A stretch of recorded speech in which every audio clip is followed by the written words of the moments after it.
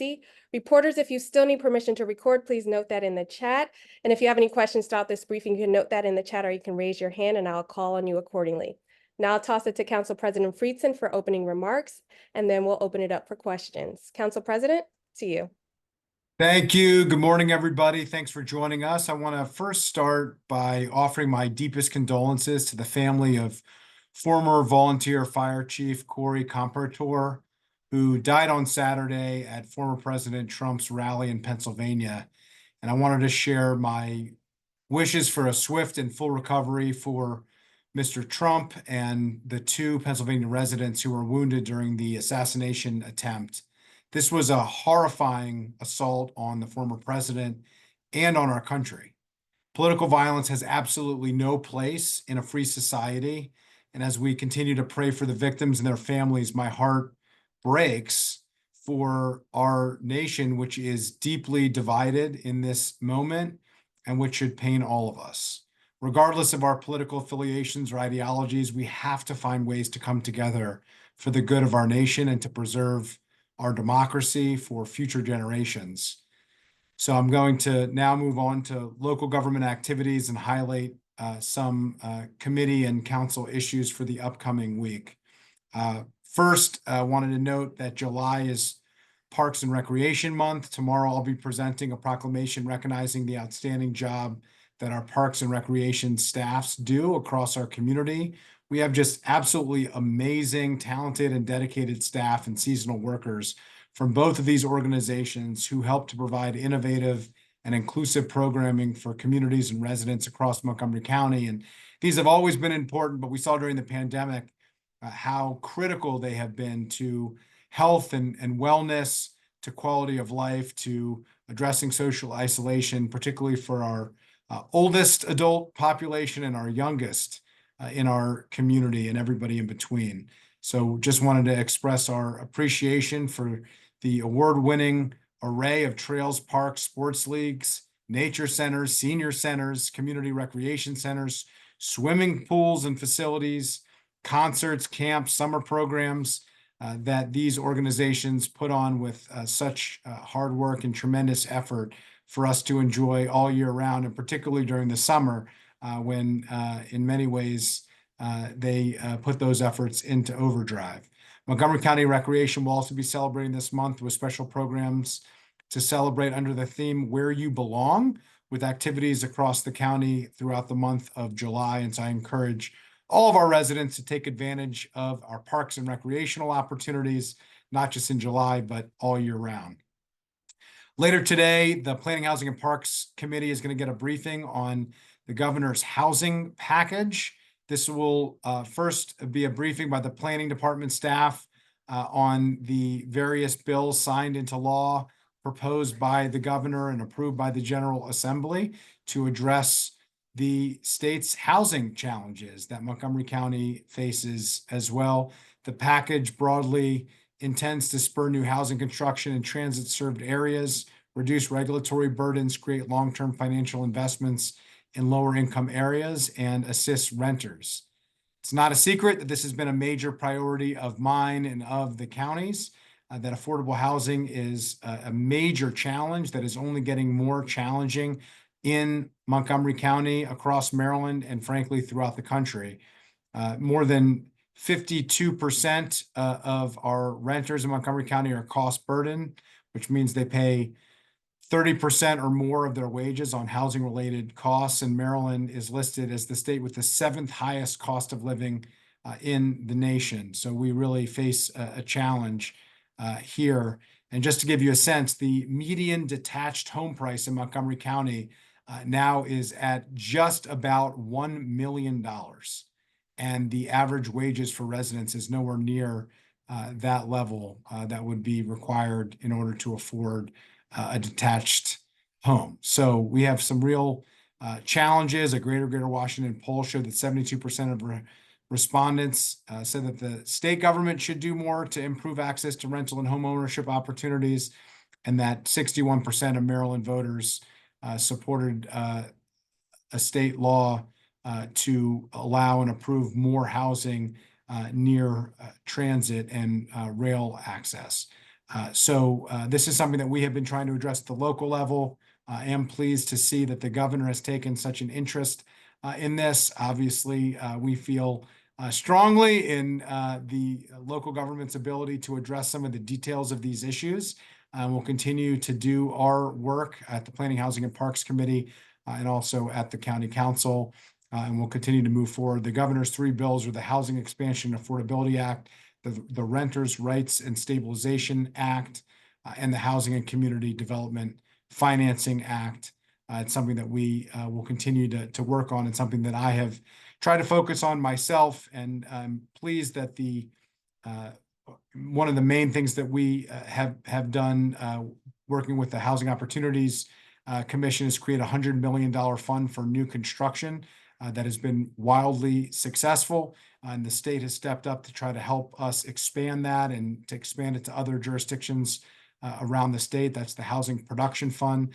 And that we finally, as of July 1st, have launched a years-long effort and initiative to create the nonprofit preservation fund, something that I've been working on with colleagues for many years. That's a $50 million fund to address our at-risk, naturally occurring affordable housing to make sure that we're preserving about 50% of it, which would be the most substantial effort in preservation anywhere in the region and the state, and probably anywhere in the country as well. And so we're excited about those efforts, as well as the Faith CTA to address housing at places of worship, the streamlining effort that we have done to make it easier to go through the regulatory process if you're building affordable housing. Those efforts I worked on with Vice President Kate Stewart and with Councilmember Sales, as well as a series of other efforts at the Planning, Housing, and Parks Committee that I've worked on with colleagues there as well.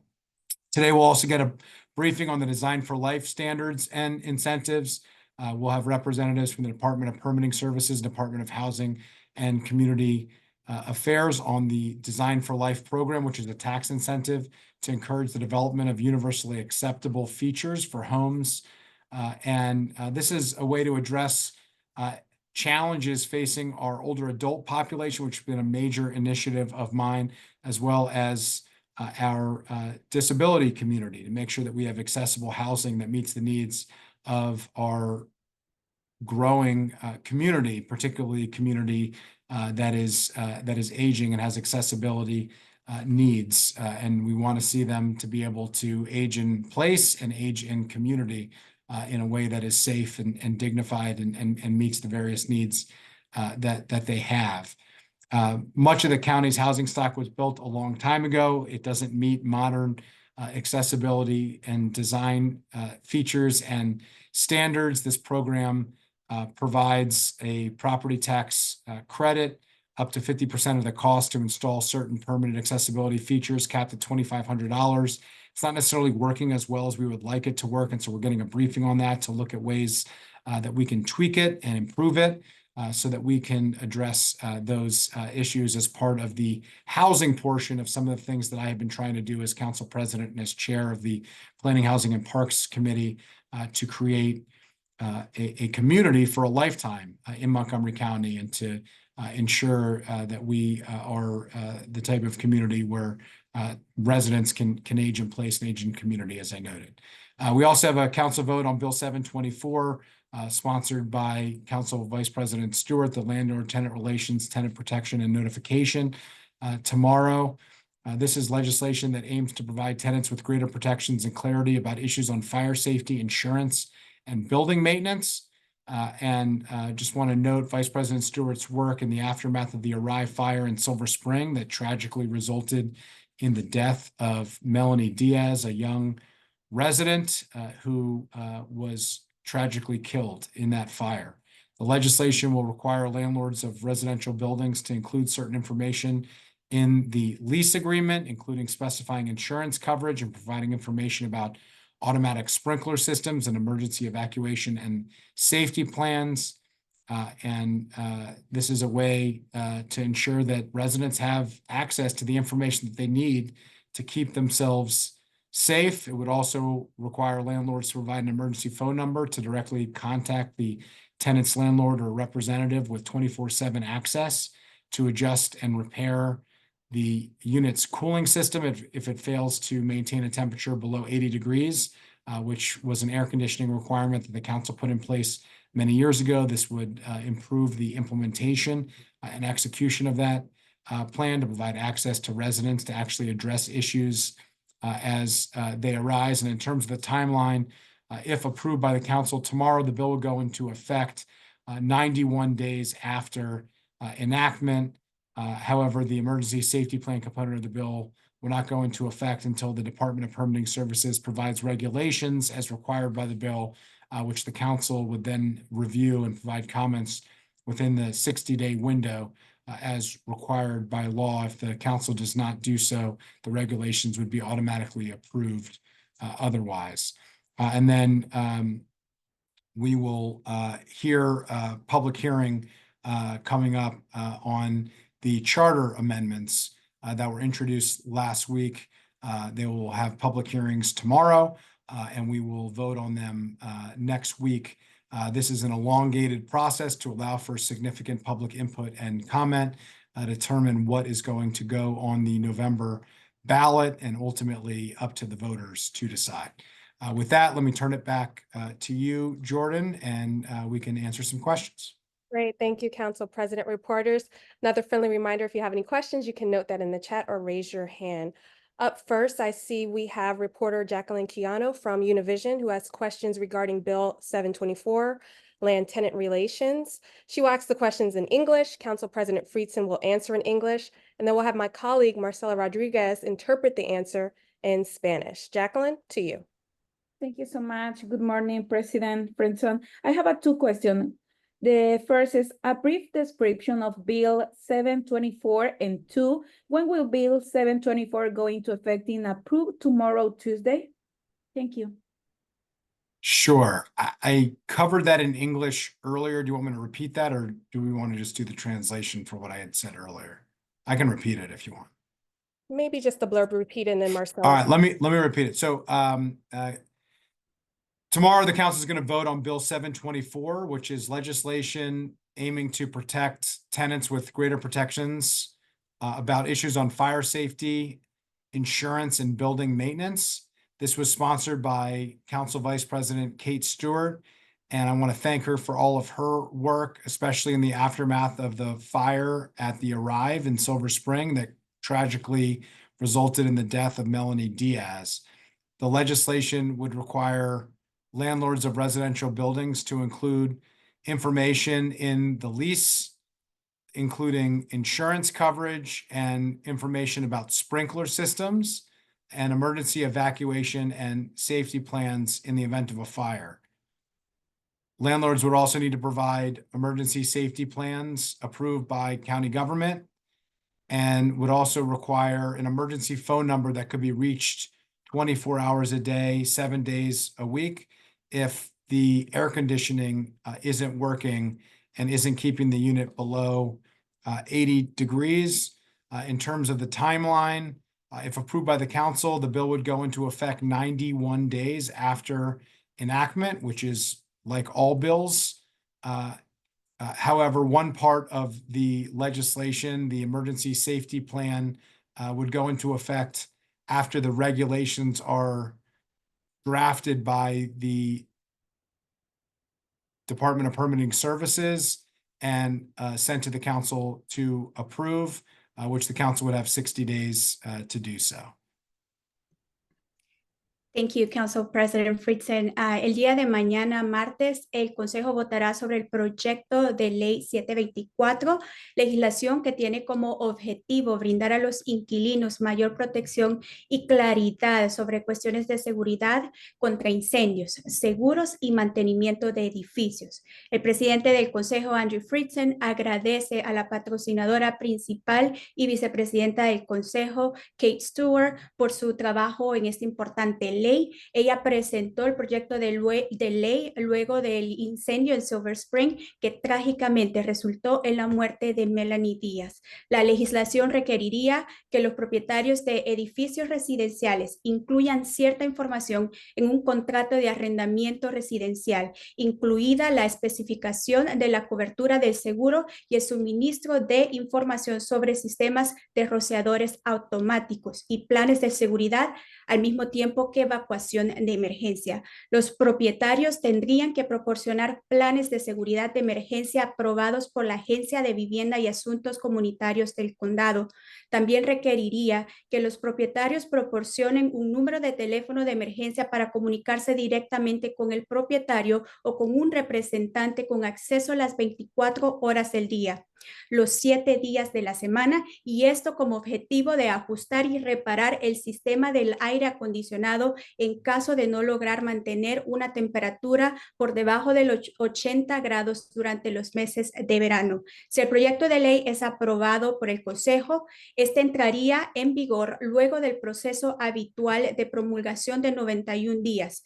Sin embargo, el componente del plan de seguridad de emergencia del proyecto de ley no entraría en vigor hasta que el Departamento de Servicios de Permisos proporcione sus regulaciones, como lo exige el proyecto de ley. Luego el Consejo deberá revisar o proporcionar comentarios dentro del plazo de 60 días. Gracias. Thank you. Great, thank you, Marcella. Jacqueline, I assume that's the only question you had, so thank you so much. Okay, Thank you, thank you. of course, no problem. Up next, we have Jenny Bixby with MoCo 360. Good morning, Jenny. Good morning, Jordan. Good morning, Andrew. I'm going back a little bit to the budget. We cannot escape. There were, in some of the reconciliation, there were cuts made to the Office of Food Resiliency budget. I've talked to the folks there, and I know that there are some concerns about how they're going to be able to help families make ends meet who are still really feeling the effects of the pandemic and food insecurity. Could you talk about if the council plans to use alternative funding sources to kind of help fill in those gaps for these families? We just approved the budget. I don't know that there are any plans at this time to utilize other funds. I think the budget that was approved prioritized education. There were significant amounts of funding that were added to the public schools budget that required decisions, tough decisions in other areas of the budget, and ultimately the consensus landed where it did. And so we will, see as needs arise and address those challenges as they come. But there are no immediate plans at this point to amend a budget 2 weeks into a budget year. I guess maybe I should clarify. I was more referencing some of the folks I've talked to that they're hoping that maybe further down the year down the road this year that there could be some special appropriations. Is that something that you think the council would look into? Well, special appropriations come out of reserves. I think we have to see where we're at later on in the year, and I think we'll cross that bridge when we get there. Ultimately, we have a budget for the budget year, and we need to move forward and make those plans accordingly. I will note that the council last year did provide significant amounts of funding for a series of programs for the Office of Food Resiliency to give them a head start on the budget year that was well above the original requests that came in for the FY24 budget. So, it's something that we have done previously. It's something that we could take a look at down the road, but there are no immediate plans to do that. And we'll have to see how the budget year goes, what the needs are, and we can address that when the time comes. Okay, got it. Thank you. Great, thank you, Jenny. Reporters, if you have any other questions, I don't see any questions right now in the chat, or you can raise your hand. Any last minute questions going once? Going twice? 3 times? Okay, back to you, Council President. Thank you. Thanks, everybody, for joining, for your questions. Hope you'll join us this afternoon for a series of briefings and conversations at the Planning, Housing, and Parks Committee, and then tomorrow at Council session. And we'll see you again next week.